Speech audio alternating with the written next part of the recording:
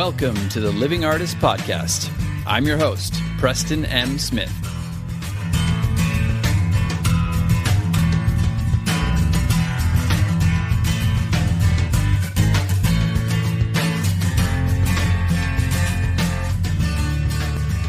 Hey, everybody.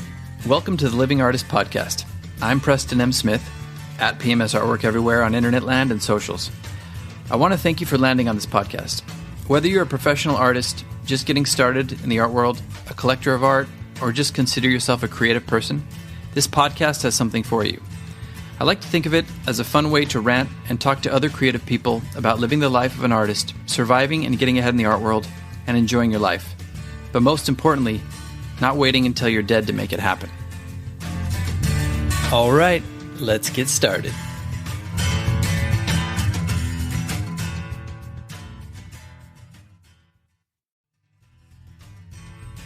If you haven't heard about Anchor, it's the easiest way to make a podcast. Let me explain. It's free. There's also creation tools that allow you to record and edit your podcast right from your phone or computer. Anchor will distribute your podcast for you, so it can be heard on Spotify, Apple Podcast, and many more. You can make money from your podcast with no minimum listenership. It's everything you need to make a podcast in one place. Download the free Anchor app or go to anchor.fm to get started. Good for you for choosing this podcast. This is the place to be. That's a good decision. Don't even think about changing to another podcast. I see you fidgeting over there. This is the one. This is the guy. Now enjoy yourself. You deserve it. Oh, man. Gotta keep it light. Gotta keep it light. You know what they say. A spoonful of sugar helps the medicine go down. And that's what we're doing today, because we're going to get a little heavy here on the Living Artist Podcast. You know what? That's horrible advice to give to kids. A spoonful of sugar. Why not just tell them 2 packs of cigarettes help the medicine go down? 2 packs of cigarettes help the medicine go down. Anyway, today we are going to talk about hope, which is the antithesis of depression and despair, in my opinion. Hope is essential for human survival and is even of heightened importance for an artist. If someone is suffering from a lack of hope, which many times can stem from a feeling of lack of purpose, it's so easy to sink into the depths of depression. So you might think, well, artists have a strong sense of purpose in life, therefore they should not suffer from depression.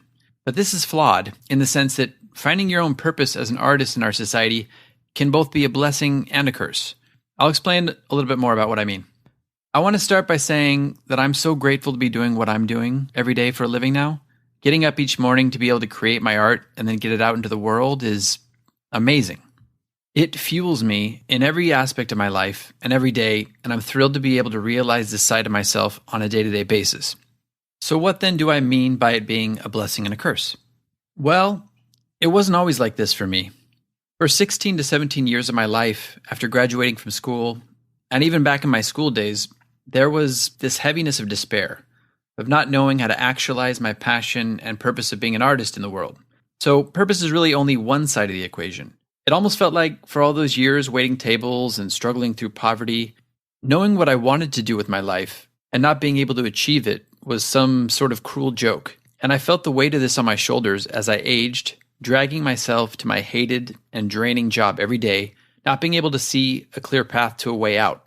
I would have these momentary bursts of elation, most often when I was creating or drinking, where I could see my success as an artist so clearly. By this I mean that I could see the success part so clearly. Me living in a nice home with a big studio, showing my work in a blue-chip gallery, and traveling the world to expose my work to other countries. This was beautiful. But then this was immediately followed, both literally and figuratively, by the sobering and crushing realization that I didn't know how to connect the dots, to get from here to there. It felt so far away. In reality, I was scraping by, making around $18,000 to $20,000 a year in Los Angeles, no less, living in a 500 square foot studio apartment where I had to build up and break down my painting space each time I wanted to create a new painting, and getting further into credit card debt every day, just so I could afford materials to do what I felt like I was put on this earth to do. Then there was the drinking. I realize plainly now that the drinking was self-medicating. It was getting me through my nights and providing me with these hard-fought moments of creativity and optimism. But the next day, completely exacerbating the sense of despair and hopelessness. It felt like I was breaking my day down into manageable chunks of time, where instead of focusing on my shitty circumstances, I had the immediate problem that I had to deal with of getting over my hangover and just getting through the day and my work shift so I could rinse and repeat that night after my job or painting session. In a very bizarre way, this numbing helped me to survive. For a while at least. Talk about a routine that was not sustainable. I mean, here I was painting every week, running out of space, getting into about 5 or 6 exhibitions a year, selling about 4 to 6 paintings per year at about $300 to $500 a pop, submitting to grant programs and such. And this was back in the slide days, for those of you who remember that whole rigmarole. All the while, not feeling like I was any closer to being a successful artist. I felt like I was starting to look good on paper. But what does that matter when you can't afford groceries or to take someone out on a date? Most of my time was relegated to isolation, which I thrived on for my creativity, but was not good long-term for my health. That's one thing that I was extremely thankful for with my restaurant job. I made some of my best friends in LA working at restaurants, and even my wife. So for that, I'm eternally grateful. Everything else, though, was banging my head up against the wall and falling deeper and deeper into a state of despair, where I almost began to accept that this just was my life. Knowing exactly what I wanted to do, being good at it, and not being able to make a living. Hence the cruel joke of being an artist, and it being a blessing and a curse from my perspective at the time. Here I was, well on my way to the proverbial 10 years or 10,000 hours of mastery, and I didn't seem to be making much headway. Later on, I remember desperately trying other gigs and career paths to see if they stuck, but I only came away from each of these being reinforced by the reality that art was what I had to do, and dropping it for something else would be akin to giving up myself, my identity, or even death. Not to sound overly dramatic, but that was the existential crisis I felt I was living in every moment of every day at the time. I have a feeling that many of you artists can relate, at least at some point in the course of your art career. What was worse, and I'll explain this, I started to get some good gigs after about 7 years. I know what you're thinking. Good gigs? How could that be bad? And you're right, they weren't bad. In fact, they are some of my proudest achievements as an artist, even to this day. The problem was that I didn't know how to build on them, so they became little teases of success. Between 2008 and 2009, I had worked my butt off in the art world and had been lucky enough to get, or manifest, however you want to see it, 2 amazing gigs. One was a live painting performance, booth, and a live auction at the Key Club in Hollywood for the David Lynch Foundation. Not only that, I was one of 2 artists to auction a piece of artwork, my original painting of David Lynch, alongside Mr. David Lynch himself, on stage, and it sold. I didn't receive any money from that sale, but I thought, hot damn, I'm getting somewhere. It was an amazing experience.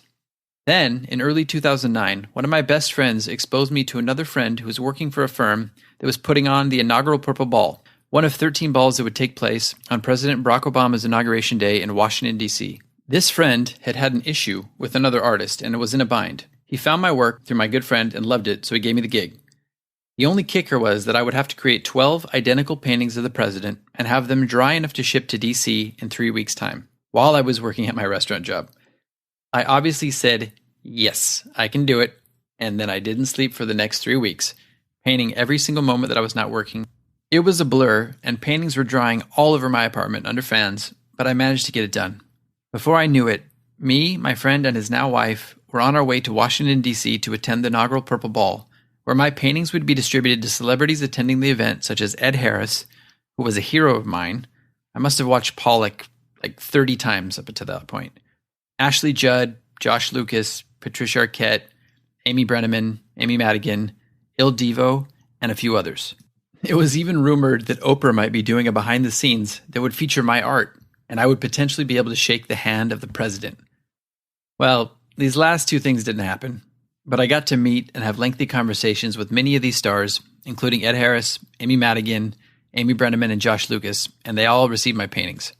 I thought, man, I've made it. This is it for me. I had an interview article set up with my local paper and everything. It was an amazing night and experience. And then I came home. I started to realize that I had no idea how to take advantage of this experience. I couldn't afford a publicist. I didn't know how to promote myself. Remember, we really only had MySpace at the time. And by the time a friend of mine offered to and had written me a press release, which I had no idea what that was at the time, everything was starting to cool down for me. Some press were interested, but they only wanted to interview me if I had something else big in the works, which at the time I didn't. My local paper interview came out and then went, and I was back to business as usual, waiting tables and painting in my studio. Back to square one. I had no idea, resources, or connections at my disposal to take advantage of these two amazing events, and they began to fade away. They were an amazing achievement for me and a great story, but I felt as if it was a momentary dream, and then I was back to reality. This reality set back in, and I began to feel worse and worse, like I'd missed my only opportunity at success as an artist. What a bummer. Oh, the things I would do with this information now, on social media and beyond. Man, oh man. Anyway, the window closed so quickly, and I was back to my impoverished life, in debt, and even more morally bankrupt than before. It was like the saying, be careful what you wish for. But really, it was like getting a taste of what was possible, and then the next moment, having it yanked out from under me. My hope was extinguished, and I sank even deeper into a sense of despair. I'm sure it sounds to many of you like I'm complaining, or that I missed the boat. And you're right, I did. But I just didn't have the tools, mindset, or belief in myself at the time to capitalize on it all. I didn't even know what a scenario like this looked like at the time. No model to emulate. So that was that. It was my story, and I believed every ounce of it. It crippled my hope, and I started to lose my confidence, as well as continuing with my bad and numbing habits. It took me 6 more years to climb out of this dark hole and shake off the cobwebs. This podcast is meant to be a safe place for artists and creatives, and this is why I share my story, because I know you can relate to these feelings. So, what was the catalyst that helped me turn the corner and get to where I am now? It's not just one thing, but a series of events and little wins that started to stack up on top of each other. First was my shift in mindset and spiritual focus. I say spiritual because it is vague, but it was through a period of self-exploration that the foundation was laid. I started to realize that these events that had backfired or fizzled really hadn't backfired or fizzled. They just were what they were. Wonderful events and achievements in their own right. Could I have done more with them? Sure. Sure, if you're Ray Donovan. But I was doing the best I could with the tools I had and the person I was at the time. I know now that I still benefit from these in a myriad of ways. I didn't skyrocket to superstardom overnight, but you know what? Looking back on it all now, if I had, I could have been dead by now. I would not have known how to handle success at that point in my life and career, and I had so much else to deal with personally in order to get myself to a healthy vantage point. Also, these circumstances were just that, circumstances.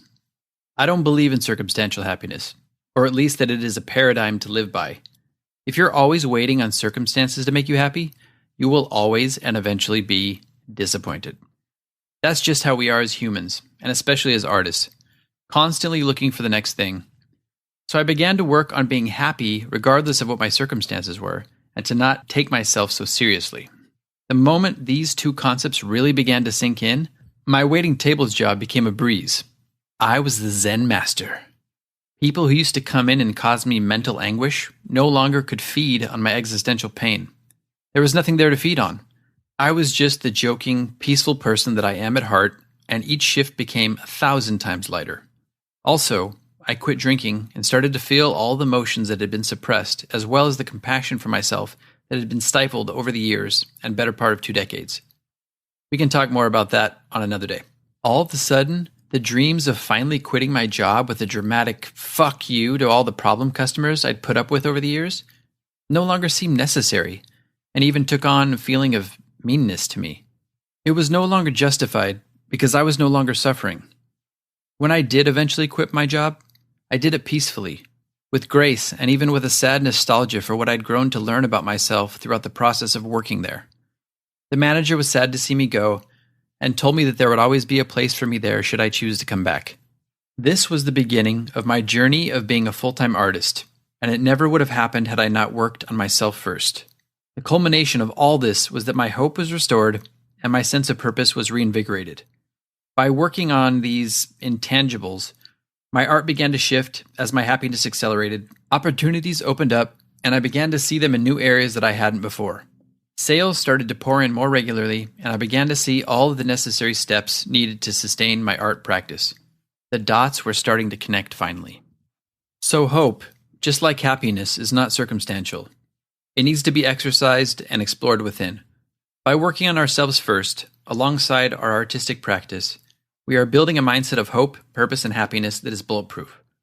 Our consciousness expands along with our perspective of the world. Suddenly, anything becomes possible. If you can see it, you can make it happen. Hope itself begins to evolve into limitless potential. No longer do we just have to hope that something can be achieved. Instead, it is replaced by unshakable knowing and belief that it can and will, backed by a series of new results. This is where the magic starts to happen. So how can you get going and build momentum from a place of depression to hope and then finally to results? In my opinion, it starts with silencing your harshest critic out there, yourself, and your steady stream of negative self-talk. This can only be achieved by first realizing that this self-talk is happening and then starting to be able to witness it. Only by taking a step back and seeing the naysayer in your own head at work can you start to make some changes. Meditation helps, big time. It helps to train yourself to quiet the brain, to witness these thoughts in a non-judgmental manner as they pop up, and they will constantly at first, and then just letting them go and focusing back on your breath. This is a great starting point. Another major influence on me at the time that helped me become gentler with myself and to silence the inner asshole was Eckhart Tolle. You can YouTube him as he's all over the internet. Watch a couple of his sessions and see if he resonates with you. I would highly recommend 2 of his books as well, The Power of Now and my personal favorite, A New Earth. These can be powerful building blocks to get you out of your head and into the present moment where everything of value occurs. On the other hand, if you're looking for a kick in the ass or a shot of adrenaline to get you out of your seat and into the world of doing, pick up or listen to Grant Cardone's book, The 10X Rule, or listen to some Tony Robbins. If it's the latter, pay special attention to his work with neuroassociations and how you can learn to interrupt your negative and self-sabotaging patterns as they are playing out. Both of these sources help put you in the driver's seat of your own life and give you momentum and motivation to start making things happen. Obviously, you can keep listening to this podcast too. I will be sharing with you not only my insights, but the insights of countless other working artists making it happen right now in the art world. So start with yourself. Make some dietary changes.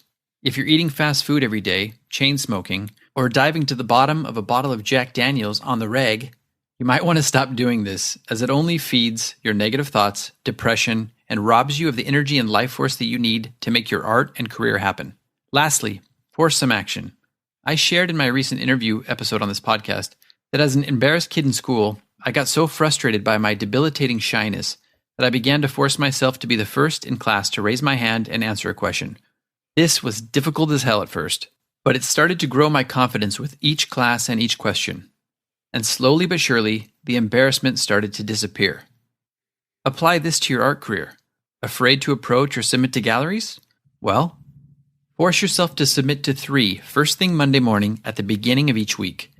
Then you can relax and get back to work and what you are comfortable with. Change and results won't come immediately, but do this for a few months to a year and you will start to see some wins stacking up. Then it won't just be Monday that you're doing it. It might be 3 times a week. Now you've got some momentum. Now you are turning hope into progress. All right, this is a good starting point. I look forward to bouncing more ideas off of you in episodes to come. If this is your first episode of the Living Artist Podcast, go back and check out episode 1 and start catching up. There's some good stuff in there. Let's get some momentum going together. As always, thanks so much for listening. I will catch you on the flip side.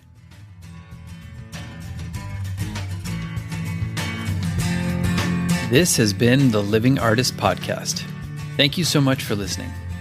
I just want you to know that I appreciate you being here, and I'm grateful to be in your ears. Your art and creative life on this planet is meaningful, so thank you for sharing it with me. If you like this podcast, whatever platform you're listening to it on, please subscribe and share it with your friends. You can also leave me a positive review to show your support. This helps me to reach more people with the algorithmic magic and keep the show going strong.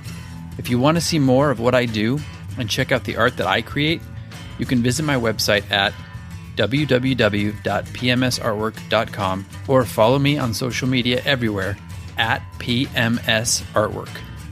That's it for now. See you back here next time.